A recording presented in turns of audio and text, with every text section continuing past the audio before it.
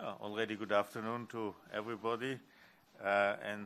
Indeed, we had the pleasure today to meet again with the High Representative.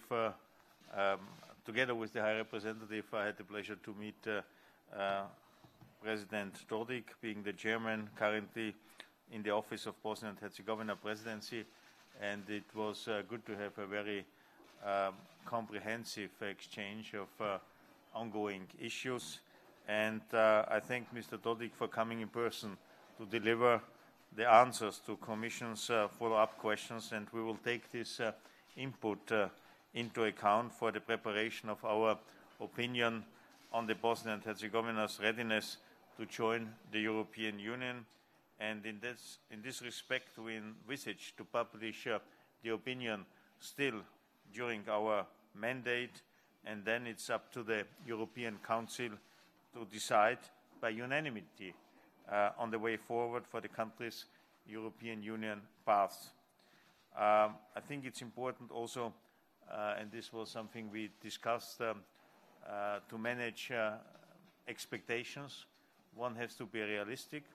We are very much committed, the High Representative and myself and our teams, to deliver on the opinion, but it's also important to understand that so to say, our opinion is the basic for the final decisions of our member states, but the member states will definitely also take into account the general political situation, atmosphere in the country, and in that respect I can only urge, but I understand that the President or the Chair is very much supporting this, to have as fast as possible a government in place in order to address all the necessary reform efforts and issues which are agreed between us. And it's also important to understand that it would be a mistake to believe if between today, the submission of the answers, and our opinion, nothing has to be done in the country. Quite the opposite.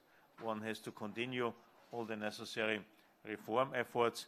For instance, it's important, and I think it's in the very huge interest of citizens of Bosnia and Herzegovina to get an agreement on roaming tariffs for the region, which are very concrete deliverables, showing, so to say, the usefulness of having this European approximation, but also the issue of agreeing on certain issues related to the accreditation of universities, which so far hampers access to Erasmus Plus scholarships, is another very concrete example where reforms or where decisions are necessary in order to meet, I think, very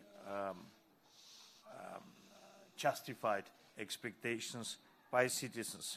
And in that respect, I'm very much looking forward to be in Bosnia-Herzegovina by the end of this month in order to continue all our discussions, all our common efforts in order to follow up and to pursue our joint interests. And once again, finally, I really would like to underline how much appreciated it is that Mr. Dodik is paying already for the second time in a very short time frame a visit to Brussels to stress, so to say, the strong determination of the whole Bosnia and Herzegovina political decision makers concerning the European perspective. Thank you very much.